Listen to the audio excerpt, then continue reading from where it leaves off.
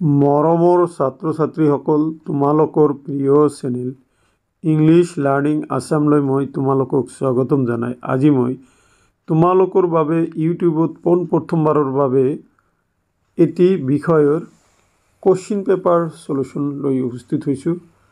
আজি মই লোৱা কোশ্চিন পেপাৰখন হ'ল দৰং জিলাৰ গৰুখুটি এইচএছ স্কুলৰ pre final examination 2024 HS second ইয়াৰৰ সাবজেক্ট অটোমোটিভ। গতিকে মৰমৰ ছাত্ৰ ছাত্ৰীসকল, এই অটোমোটিভ ইলেক্টিভ বিষয়ৰ ভিডিঅ'ৰ দ্বাৰা এই বছৰ মই তোমালোকৰ আগত এই বিষয়ৰ ভিডিঅ' আৰম্ভ কৰিছোঁ। মৰমৰ ছাত্ৰ ছাত্ৰীসকল, বলাচোন আজিৰ এই নতুন বিষয়ৰ কোশ্চিন পেপাৰসমূহৰ সলিউশন লৈ যাওঁ। Question paper 1, fill in the blanks 1 into 10, খালি ঠাই পূরণ করা। 1 নম্বর, the 3 R's in material conservation stand for reduce, reuse and dash. material conservationত 3 R'ৰ অৰ্থ হল reduce, reuse আৰু dash। এটোৰ কাৰেক্ট আনসাৰ হ'ব তোমাৰ recycle, RECYCLE, recycle।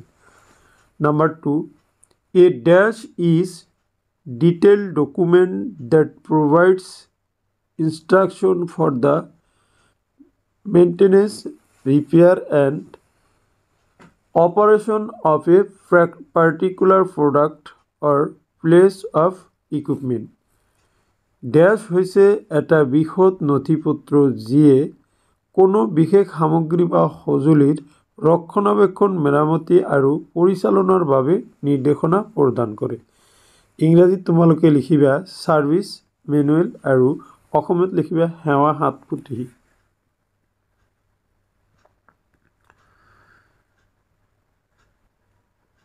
এতিয়া মই তোমালোকৰ আগত কোশ্চিন নম্বৰ 3 টো লৈ আহিছোঁ। During routine maintenance tasks mechanics carefully examine for any sign of dash or spills. নিয়মীয়া ৰক্ষণাবেক্ষণৰ কামৰ সময়ত যান্ত্ৰিকসকলে ড্যাশ বা ছিটিকি পৰাৰ কোনো চিন আছে নেকি সযতনে পৰীক্ষা কৰে। এইটো হ'ব লিকেজ। গতিকে অসমীয়া আৰু ইংৰাজীত তোমালোকে লিকেজ লিখিবা LEAKAGE, leakage. 4, the primary function of the dash is an automotive engine is to dissipate excess heat generated by the engine during combustion. Automotive ইঞ্জিনত ড্যাশৰ প্ৰধান কাম হ'ল দহনৰ সময়ত ইঞ্জিনে উৎপন্ন হোৱা অতিৰিক্ত তাপ অপচয় কৰা। এইটো হ'ব কি কুলিং সিস্টেম। এইটো কি কুলিং ব্যৱস্থা বা ঠাণ্ডা হোৱাৰ ব্যৱস্থা। 5, dash are mechanical joints used to connect shafts that are not lined with each other. dash হৈছে ইটোৱে সিটোৰ লগত লাইন নথকা খাদবোৰ সংযোগ কৰিবলৈ ব্যৱহাৰ কৰা যান্ত্ৰিক সংযোগ। ইয়াতে ইউনিভাৰ্সেল ভাইন বুলি কোৱা হয়, ইউনিভাৰ্সেল জইণ্ট বুলি কোৱা হয়। ইউনিভাৰ্সেল জইণ্ট অসমীয়াত খালি নামটো তোমালোকে অসমীয়াত লিখি দিবা হৈ যাব। The dash is the critical components in the drivetrain that transfer power from the transmission to different and ultimate to the wheels. dash হৈছে ড্ৰাইভট্ৰেইনৰ জটিল উপাদান যিয়ে ট্ৰান্সমিশ্যনৰ পৰা ডিফাৰেন্সিয়েললৈ আৰু চূড়ান্ত চকালৈ শক্তি স্থানান্তৰ কৰে। ইয়াতে কি হ'ব প্ৰপিলাৰ শ্যাফ্ট। প্ৰপিলাৰ শ্যাফ্ট হ'ব তোমালোকৰ কাৰেক্ট আনসাৰ। এতিয়া মই তোমালোকৰ আগত কোশ্চিন নম্বৰ 7 তো আলোচনা কৰিম। কোশ্চিন নম্বৰ 7ত কোৱা হৈছে dash are responsible for absorbing shocks and supportive the vehicles weight in suspension system. ইয়াতে দেখা ড্যাশ শক শোষণ আৰু সাসপেনশন সিস্টেমত বাহনখনৰ ওজন সমৰ্থন কৰাৰ বাবে দায়বদ্ধ। এইটো হ'ব স্প্ৰিং হ'ব কি কাৰেক্ট আনচাৰ। তোমালোকে 8 নম্বৰলৈ আহা। Air suspension replaces traditional dash or leaf springs with air springs. ইয়াতে তোমালোকে লিখিব অসমীয়া মাধ্যমত চোৱা, বায়ু জ্বলনে পৰম্পৰাগত বা ড্যাশ বা পাতৰ বসন্তৰ ঠাইত বায়ু বসন্ত ব্যৱহাৰ কৰা হয়। এইটো হ'ল কইল অৰ লিফ স্প্ৰিং। তোমালোকে লিখিব লাগিব কইল অৰ লিফ স্প্ৰিং। তাৰপিছত তোমালোকে 9 নম্বৰ প্ৰশ্নলৈ আহা। 9 নম্বৰ প্ৰশ্নত কোৱা হৈছে the ইগনাইশ্যন system uses electricity to ignite the dash in the engine's cylinder. ইঞ্জিনৰ চিলিণ্ডাৰত থকা ড্যাশ জ্বলাবলৈ ইগনিশ্যন ব্যৱস্থাই বিদ্যুৎ ব্যৱহাৰ কৰে। এইটো হ'ব ইন্ধন বায়ু মিশ্ৰণ বা এয়াৰ ফুয়েল মিক্সাৰ। তো তোমালোকে এয়াৰ ফুয়েল মিক্সাৰটো দিবা। 10 number, the dash is a fan that force air through the hawk system and into the cabin. Dash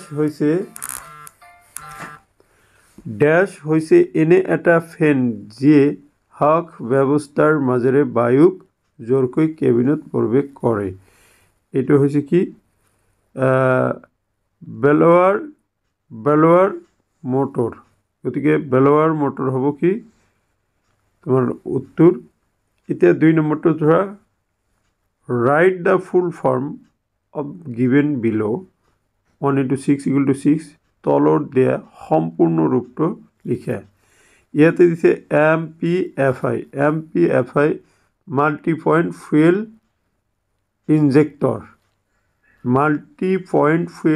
injector. তাৰপিছত CRDI হ'ল কমন ৰেইল ডাইৰেক্ট প্ৰজেক্টৰ।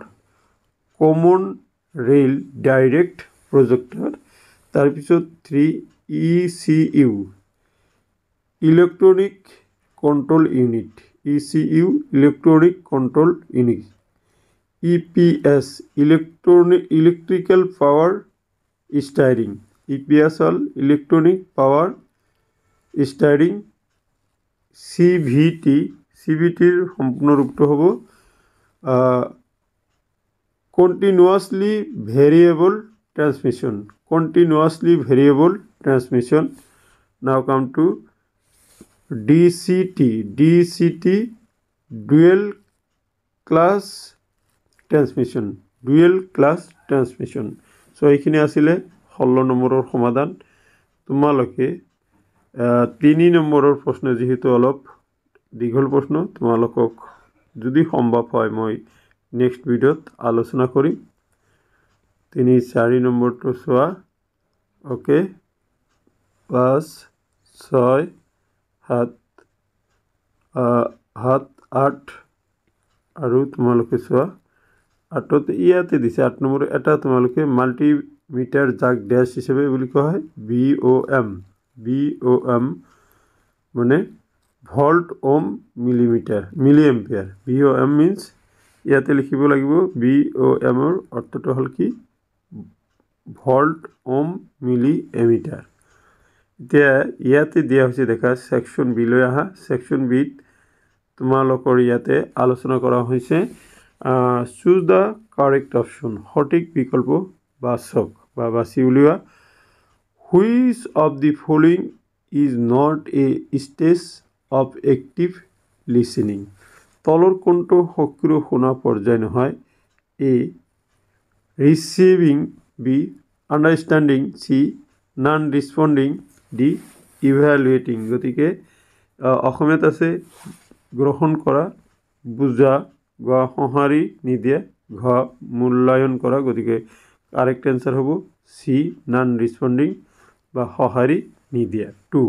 Which of the following signs define a formula? তলৰ কোনটো চিহ্নই সূত্ৰৰ সংজ্ঞা দিয়ে? a plus B oblique C equal to D hash. গতিকে হেছটো হ'ব ডি নম্বৰ, হেছটো বা ঘ নম্বৰ, হেছটো হ'ব শুদ্ধ উত্তৰ। ইয়াতে তোমালোকে বাকী ইয়াতে দিছে আত্মপৰিচালনাৰ সংজ্ঞা দিশা 2 নম্বৰ। কুৱেশ্যন নম্বৰ 3 দিছে what is spreadsheet and write down the component of spreadsheet. তাৰপিছত দিছে write down the qualities of a successful entrepreneur. এজন সফল উদ্যোগীৰ গুণসমূহ লিখা। Number 6 list some way by which we can reduce the amount of waste generated. কিছুমান উপায় তালিকাভুক্ত কৰা যাৰ দ্বাৰা আমি উৎপন্ন হোৱা আৱৰ্জনা হ্ৰাস কৰিব পাৰোঁ। চ' মাই ডিয়াৰ ষ্টুডেণ্টছ, এইখিনি আছিলে দৰং জিলাৰ গৰুখুটি HSS স্কুলে অনুষ্ঠিত কৰা প্ৰি ফাইনেল এক্সামিনেশ্যন 2024 ছাবজেক্ট অট'মেটিভৰ কুৱেশ্যন পেপাৰ আৰু তাৰ চলুশ্যন। আশা কৰিছোঁ অসমৰ চুকেকোণে থকা যিবোৰ ছাত্ৰ ছাত্ৰীৰ অট'মেটিভ বিষয়টো ইলেক্টিভ বিষয় হিচাপে আছে, তোমালোকে নিশ্চয় এই বিষয়ৰ জৰিয়তে উপকৃত হ'বা। থেংক ইউ ফৰ ৱাচিং।